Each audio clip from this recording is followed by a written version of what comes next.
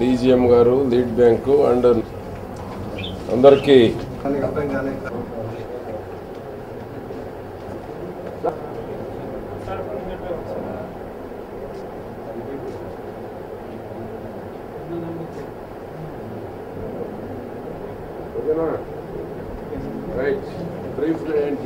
Annual credit plan రూపొందించి 19,600 కోట్ల రూపాయలతోటి ఏ సెక్టార్కి ఎంత అనేటువంటిది ఈరోజు ఒక బుక్ ఆవిష్కరించడం జరిగింది. టోటల్గా సింహభాగం వచ్చేటప్పుడు 11,634 కోట్ల రూపాయలు అగ్రికల్చరల్ క్రాప్ లోన్స్ కానీ, టర్మ్ లోన్స్ కానీ, ఇన్ఫ్రాస్ట్రక్చర్కి కానీ 11,634 కోట్ల 97 లక్షల రూపాయలు కేటాయించారు.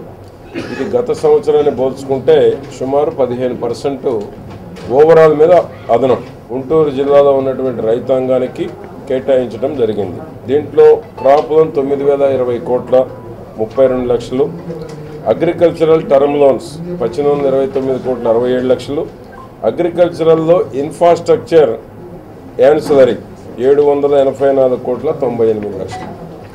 ఆ విధంగా 11,634 కోట్ల 97 లక్షలు. ఎంఎస్సి మీడియం స్మాల్ ఎంటర్ప్రైనర్స్ 3,370 కోట్ల 43 లక్షలు. అదేవిధంగా అదర్ అండర్ ప్రయారిటీ సెక్టార్కి 2,060 కోట్లు కేటాయించారు. నాన్ ప్రయారిటీ సెక్టార్కి 2,534 కోట్ల 84 లక్షలు. మొత్తం 19,600 కోట్ల 39 లక్షలు యాన్యువల్ యాక్షన్ ప్లాన్ రిలీజ్ చేశారు. ఈ ప్రభుత్వం రైతాంగానికి ప్రోత్సాహం ఇస్తూ ఉంది. బ్యాంకులు అందించేటువంటి రుణాలని అందిపుచ్చుకోవాలి, సకాలంలో తిరిగి చెల్లించి వడ్డీ లేని రుణాన్ని వాళ్ళు రిసీవ్ చేసుకునేటటువంటి విధంగా ఉండాలి. అదేవిధంగా 3 లక్షల రూపాయలు కూడా ఇవన్నీ సకాలంలో చెల్లించినటువంటి వారికి వర్తిస్తాయి. కాబట్టి పరపతి విధానాన్ని పెంచుకునేటువంటి విధంగా కూడా ప్రతి ఒక్కరూ ఆలోచించాలని కూడా కోరుతా ఉన్నాం.